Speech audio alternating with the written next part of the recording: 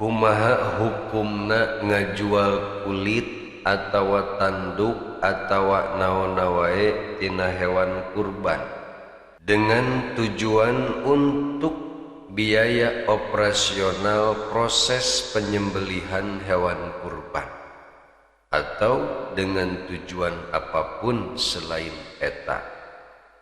Boleh apa henteu? Numutkeun ulama Syafi'iyah, hukum ngajual kulit atau naon wae tina hewan kurban hukumna tidak diperbolehkan. Numata kade tah terutama panitia kurban ulah sambarangan ngajual kulitna, tandukna atau naon wae tina hewan kurban dengan tujuan untuk apapun dan dengan alasan apapun, tidak diperbolehkan. Rujukanana banyak tina kitab-kitab. Salah satuna tina kitab Syarah Bahjatul Wardiyah juz ke-18 halaman 158 cetakan Maktabah Syamilah.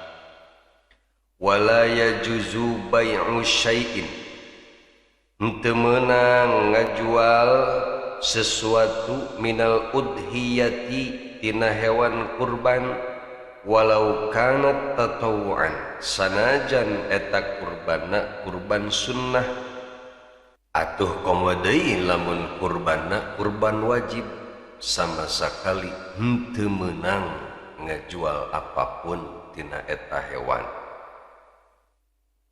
Sawaun lahmi, sarua wae ngajual daging nage teu meunang. Wasyahmu atawa ngajual lemakna gajihna. Wal jildu nya kitu deui ngajual kulit. Wal qarnu jeung tanduk. Wasufu atawa bulu halus tina hewan kurban. Wa ghairuha sareng selain ti eta tina hewan kurban teu meunang dijual.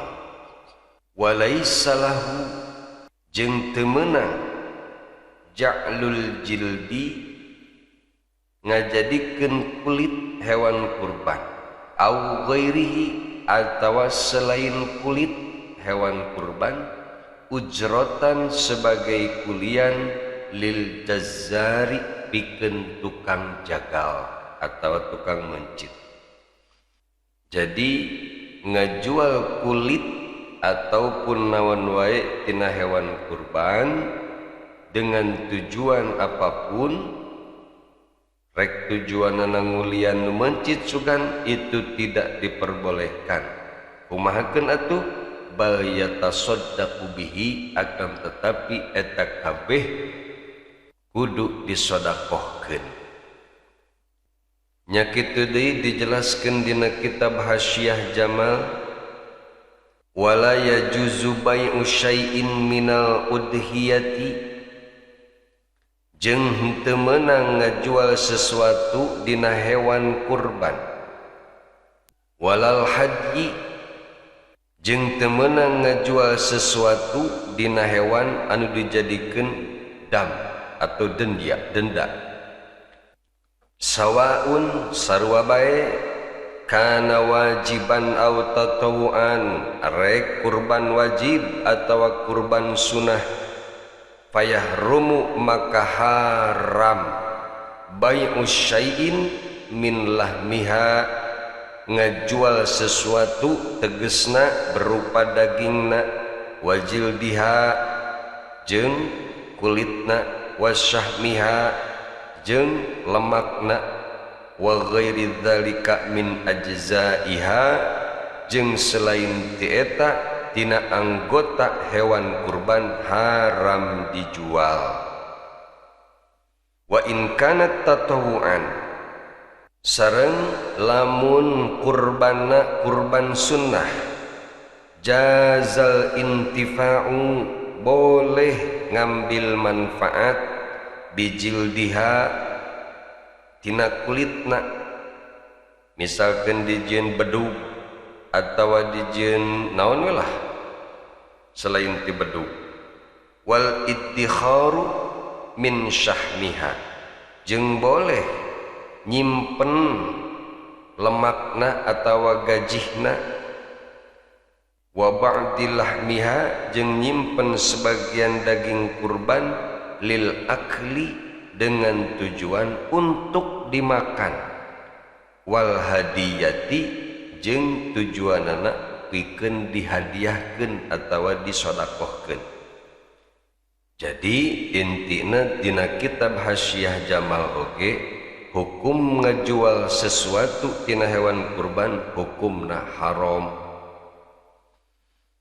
Nya kitu deui dina kitab Hasyiah Bujairami alal Khatib wala yabi'u min udhiyati syai'an sareng teu meunang ngajual sesuatu dina hewan kurban walau jildaha sanajan kulitna eta hewan kurban ai tegesna yahrumu alaihi dalika tegesna haram ngajual sesuatu tina hewan kurban wala yasihu jeung hukumna henteu sah sawaan sarua bae akanat manduratan amla rek kurban wajib atawa kurban sunnah sarua wae haram dijual.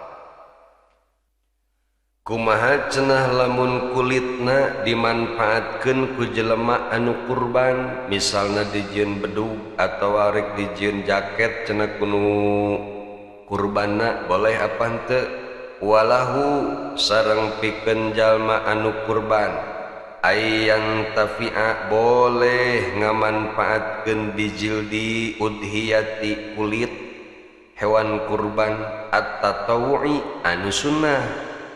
Lamun kurbanna kurban wajib teu meunang sama sakali digunakeun ku jalma anu kurban wajib.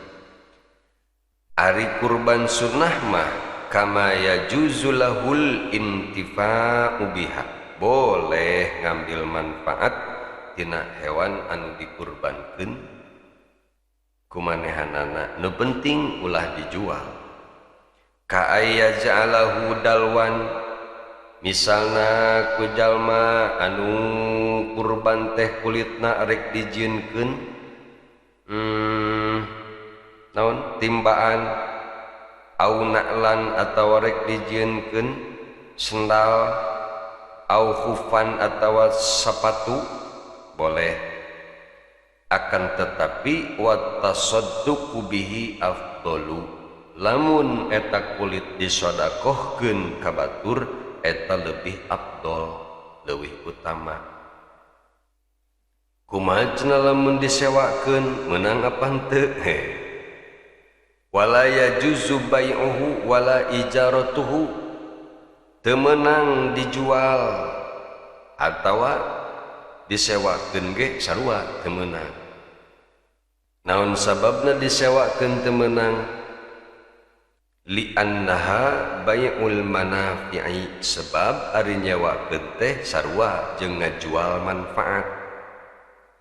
Li khabaril hakimi wa sahhahahu sebab aya hadis anu sahih man ba'a jilda udhiyatihi saha jalma anu ngajual kulit hewan kurban fala udhiyatalahu maka henteu aya kurban bageun eta si jalma dalam arti lamun kulitna dijual maka kurbanna henteu sah.